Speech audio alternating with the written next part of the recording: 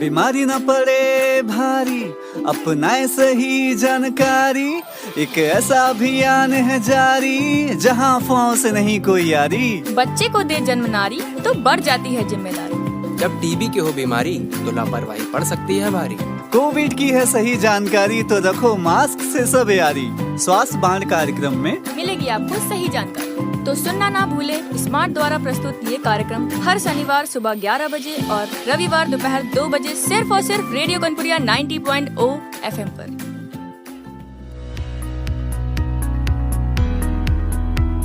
नमस्कार, आप सुन रहे हैं रेडियो कनपुरिया 90.0 FM। मैं हाजिर हूं एक बार फिर से लेकर कार्यक्रम स्वास्थ्य बाण, एक ऐसा कार्यक्रम जहां पर बात होती है टीबी और उसके इलाज की, कोविड एप्रोप्रिएट बिहेवियर और उसके लिए ज़रूरी वैक्सीनेशन की, और साथ में बात होती है जच्चा बच्चा पोषण और स्वास्थ्य की। तो आज की कड़ी में, यानी कि आज के एपिसोड में हम बात करने वाले हैं कोविड की। जी हाँ, कोविड एक ऐसी महामारी है जो पिछले कई सालों से हमें अपने साथ रहने पर मजबूर कर रही है। तो इस कोविड का तोड़ है और आप जानते हैं, लेकिन इस बात को नहीं जानते हैं कि लापरवाही करने पर वो खतरा किस हद तक बढ़ सकता है। और इसी खतरे को कम करने के लिए आज हमारे साथ हैं मट्टू मेडिकेयर प्राइवेट लिमिटेड के MD और शहर के जाने माने डॉक्टर प्रदीप मट्टू जी। सर, आपका रेडियो कनपुरिया के इस खास कार्यक्रम स्वास्थ्य बाण में हार्दिक स्वागत एवं अभिनंदन है। हाँ, नमस्कार।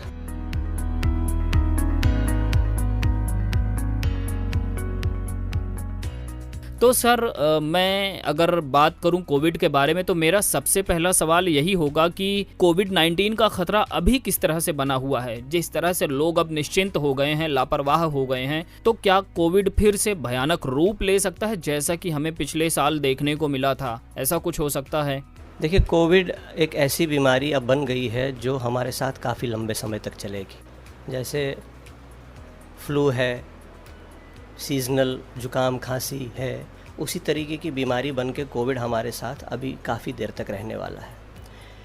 लेकिन जिस तरह के प्रकोप की आप बात कर रहे हैं, जो एक बहुत ज़्यादा, एक ही समय में बहुत ज़्यादा संक्रमण के साथ कोविड सामने आए।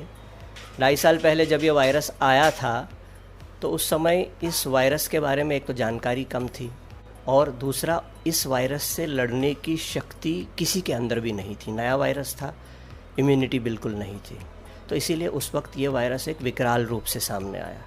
अब स्थिति बदल गई है। अपनी कंट्री को ही ले लें तो अब काफ़ी मात्रा में जो पॉपुलेशन है वो इम्यूनाइज हो गई है, उनको वैक्सीन लग गया है। जिन जिन लोगों को कोविड का संक्रमण एक बार हुआ है या 2 बार हुआ है, उनमें कोविड से लड़ने की शक्ति, थोड़ी बहुत इम्यूनिटी उससे भी आई है। और लोगों के अंदर एक जनरल कोविड से बचने के लिए और या कोविड से लड़ने के लिए एक जानकारी है अब के समय में, और जटिलताओं से लड़ने की क्षमता भी अब है। तो अब बहुत कम संभावनाएं हैं कि वैसी विकराल स्थिति फिर से उभर के आएगी। लेकिन फिर भी हमको जो कोविड एप्रोप्रिएट बिहेवियर है वो छोड़ना नहीं चाहिए। अभी भी कोविड है हमारे बीच में, लगभग 1.5 लाख एक्टिव केसेस अभी भी भारत में हैं। हर दिन लगभग 20,000 के करीब केसेस नए निकल रहे हैं।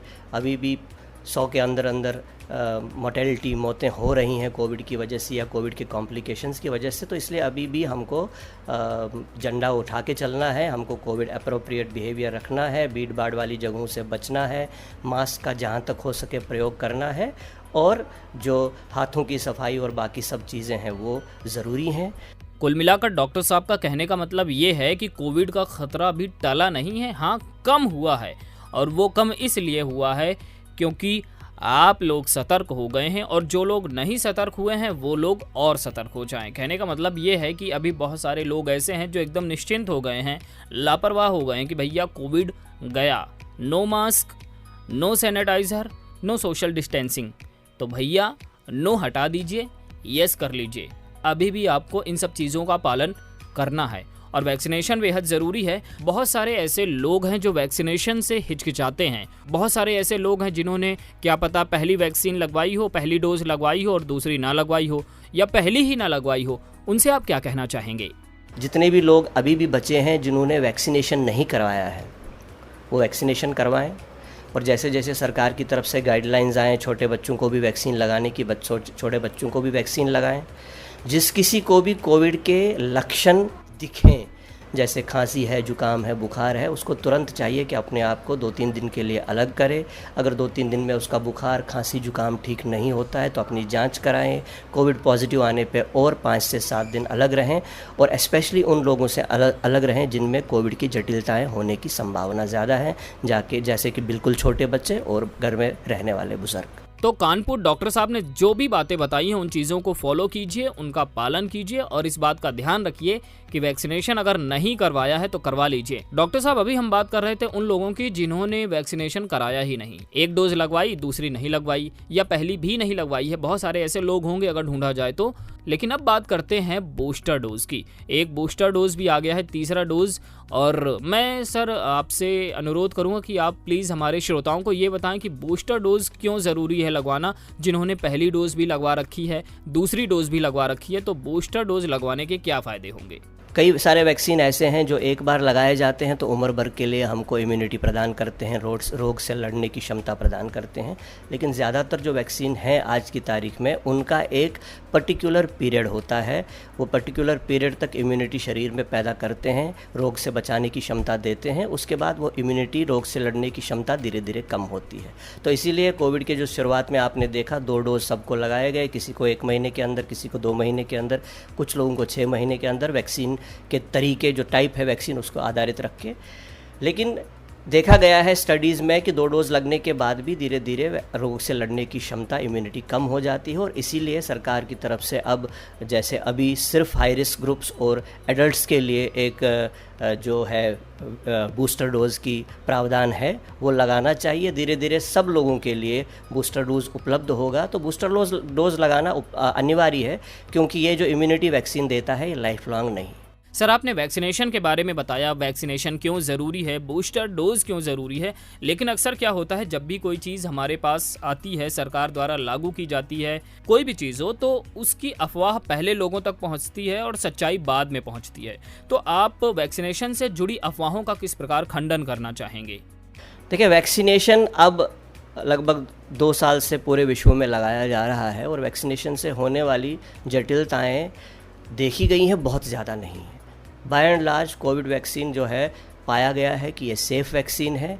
इससे होने वाले बहुत ज़्यादा कोई खतरे सामने नहीं आए हैं। बहुत कम, लाखों में एक केस को कभी कभी एलर्जी या इस तरह की कोई दुर्घटना हो जाती है, वो तो सब वैक्सीन से होती है। लेकिन जहाँ तक अभी तक की एक्सपीरियंस है, ये वायरस बिल्कुल सेफ़ है, बहुत कम इससे जटिलताएँ पैदा होती हैं और इफ़ेक्टिव है, गंभीर रोग से बचाता है। अभी तक हमारे देश में 12 साल से ऊपर के बच्चों के लिए ही उपलब्ध कराया गया है, लेकिन उनमें भी देखा गया है कि इसकी सेफ्टी बहुत अच्छी है। गर्भवती महिलाओं के लिए अनिवार्य तो नहीं है, लेकिन लगाना चाहिए, साइड इफ़ेक्ट नहीं होते, एस्पेशली पहले 3 महीने के बाद। तो सुन लिया आपने, वैक्सीनेशन करवाना ज़रूरी है और बेहद ज़रूरी है, क्योंकि यही वो ढाल है जो कोरोना को ख़त्म कर सकती है। लेकिन जिस तरह से झमाझम शहर में बारिश हुई है, ऐसे मौसम में आप लोगों को क्या टिप्स देना चाहेंगे कि किस तरह से वो अपने आप को इस बारिश के मौसम में बचा सकते हैं, क्योंकि इन्फेक्शन का ख़तरा भी बढ़ जाता है? देखिए, बारिश का मौसम एक तरफ से तो बहुत अच्छा होता है, क्योंकि गर्मी से निजात दिलाता है और हमारी धरती में पानी की कमी है उसका पूरा कर लेता है। लेकिन बारिश का मौसम अपने साथ कई सारी समस्याएं भी लेके आता है। ह्यूमिडिटी के कारण, जलभराव के कारण और मौसम में तब्दीली के कारण कई सारे रोग बारिश के मौसम में ही देखे जाते हैं। अगर हम बच्चों की बात करें तो बच्चों में स्किन के संबंधित काफ़ी रोग इस बारिश के मौसम में पाए जाते हैं। दाने निकलते हैं, रैशेस निकलते हैं, फोड़े हो जाते हैं। तो ज़रूरी है कि इस तरह के रोग से बचने के लिए हम साफ़ सफाई रखें, बार बार नहलाएं, बच्चों को ठंडे में रखें, पानी खूब मात्रा में पिलाएं और जहाँ तक हो सके कॉटन के कपड़े पहनाएं, तो उससे स्किन संबंधी रोग होने की संभावना कम हो जाती है। इसके अलावा इस मौसम में सभी प्रकार के वायरसेस और सभी प्रकार के बैक्टीरिया जो है वो भी तीव्र हो जाते हैं। तो इसलिए वायरल बीमारियां और बैक्टीरियल बीमारियां, स्पेशली पेट से संबंधित बीमारियां, श्वास से संबंधित बीमारियां भी इस बरसात के मौसम में बढ़ जाती हैं। तो इसके लिए भी बहुत ज़रूरी है कि जहाँ तक हो सके हम लोग साफ़ सफाई रखें, घर के अंदर घर के बाहर साफ़ सफाई रखें, और बाज़ार की चीज़ें जो खुले में पड़ी होती हैं उनको खाना नहीं खाएं। बाहर का खाना भी है तो ऐसी जगहों से खाएं जहाँ पे साफ़ सफाई का ध्यान रखा जाता है, और एडिक्वेट मात्रा में पानी पीना बहुत ही अनिवार्य है बरसात के मौसम में, क्योंकि पसीना बहुत निकलता है। पानी की कमी होने के कारण भी शरीर में जटिलताएं पैदा हो सकती हैं। बिल्कुल, बारिश के मौसम में हमें बचाव करने की ज़रूरत है, क्योंकि बीच बचाव करने वाला कोई नहीं होगा। तो हमें साफ़ सफाई का ध्यान रखना होगा और बहुत सारी चीज़ों का ध्यान रखना होगा, जैसा कि आपने जो भी चीज़ें बताई हैं। और अगर मट्टू मेडिकेयर प्राइवेट लिमिटेड की बात करें तो पेशेंट के लिए इस हॉस्पिटल में क्या क्या चीज़ें, क्या क्या सुविधाएँ मिल सकती हैं? हमारा जो Mattu medicare private limited hospital है, ये एक मल्टी स्पेशलिटी हॉस्पिटल है। इसमें हम लोग स्त्री और प्रसूति रोग के संबंधित मरीज़ों का इलाज करते हैं, नवजात शिशु और बाल्य रोग के संबंधित मरीज़ों का इलाज करते हैं। हमारे पास नियोनेटल इंटेंसिव केयर यूनिट है। हमारे पास सर्जरी जनरल, नवजात शिशु से लेकर एडल्ट्स तक सब प्रकार की सर्जरी उपलब्ध है। हमारे पास लेप्रोस्कोपिक सर्जरी भी उपलब्ध है।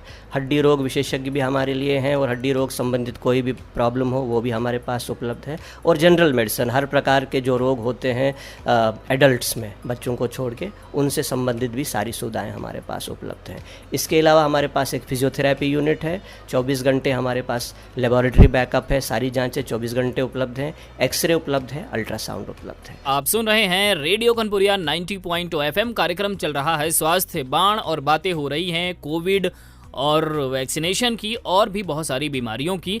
और इस विषय पर पिछले 1 घंटे से लगातार बात हो रही है शहर के जाने माने डॉक्टर मट्टू जी से, जिन्होंने आपको कोविड के बारे में बहुत सारी बातें बताई, वैक्सीनेशन से जुड़ी अफवाहों पर विराम लगाया, और आपको बारिश के मौसम में भी सतर्क रहने के लिए बताया। लेकिन अब कार्यक्रम के समापन करने का समय हो चुका है। तो सर, मैं आपसे विनती करूंगा कि आप हमारे कानपुर के श्रोताओं को, रेडियो कनपुरिया के श्रोताओं को चलते चलते क्या कहना चाहेंगे, क्या संदेश देना चाहेंगे?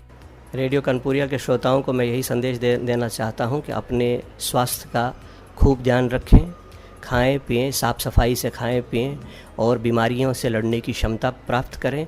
और जब समय समय पर सरकार की तरफ से गाइडलाइंस आपको दी जाती हैं, चाहे वो बीमारियों से लड़ने के लिए, चाहे वो वैक्सीनेशन के लिए, चाहे और किसी चीज़ के लिए, उनका भरपूर पालन करें, क्योंकि जो भी हमारे पास गाइडलाइंस आती हैं वो हमारे सब के लिए अच्छे के लिए होती हैं। और ज़्यादातर जो अफवाहें मार्केट में उड़ाई जाती हैं उनको नज़रअंदाज करें, क्योंकि वो शरारती लोगों के दिमाग की एक शरारती उपज होती है। जब तक किसी भी अफवाह का आपके पास साइंटिफिक प्रूफ उपलब्ध न हो, उन लोगों से जो साइंटिफिकली कमेंट करने के काबिल हों, जनरल व्हाट्सएप से, मैसेज से, SMS से जो आपके पास आता है, उसको बिल्कुल सीरियसली ना लें। ज़्यादातर 99% वो पोस्ट्स जो होते हैं झूठे होते हैं और भ्रम फैलाने वाले होते हैं, और आपको ही नुकसान पहुंचाने वाले होते हैं। तो खुश रहिए, स्वस्थ रहिए, हमारी प्रभु से यही कामना है आप सबके लिए। बिल्कुल सर, आपने जो इन्फॉर्मेशन दी है हमारे श्रोताओं को, उम्मीद करता हूं कि उनके लिए काफ़ी हेल्पफुल होगी। और अधूरा ज्ञान हमेशा ख़तरनाक होता है। तो आपसे कहना चाहूँगा कि भैया, अगर व्हाट्सएप और सोशल मीडिया के भरोसे आप कोई चीज़ को सच मानकर उसके हिसाब से काम करते हैं तो कहीं ना कहीं ये गलत होगा। इसीलिए सही एवं सटीक खबरों पर ही विश्वास कीजिए। और अगर आपको किसी तरह की स्वास्थ्य संबंधी दिक्कत है तो हमें कॉल कर सकते हैं। नंबर है 7523900900। और डॉक्टर साहब, आपका बहुत बहुत धन्यवाद। आपने कार्यक्रम स्वास्थ्य बाण के लिए लोगों को अवेयर करने के लिए अपना कीमती समय हमें दिया है, इसके लिए आपका बहुत बहुत शुक्रिया। हम भी आपका बहुत बहुत धन्यवाद देना चाहते हैं, और कोशिश करेंगे कि आगे भी आपके साथ मिलके प्रदेश के लिए जो भी हम अच्छा कर सकें करना चाहें। बिल्कुल सर, हमारा भी यही मकसद है कि हम लोगों तक सही इन्फॉर्मेशन पहुंचा सकें, और आप लोगों का इसी तरह सहयोग मिलता रहेगा। और आप सुन रहे हैं रेडियो कनपुरिया 90.2 FM। कार्यक्रम चल रहा था स्वास्थ्य बाण, जिसमें हमारे साथ थे डॉक्टर मट्टू जी। और अब हम मुलाकात करेंगे आपसे अगले हफ्ते एक नए एपिसोड के साथ। तब तक सुनते रहिए रेडियो कनपुरिया 90.2 FM। सुनो कान लगा के।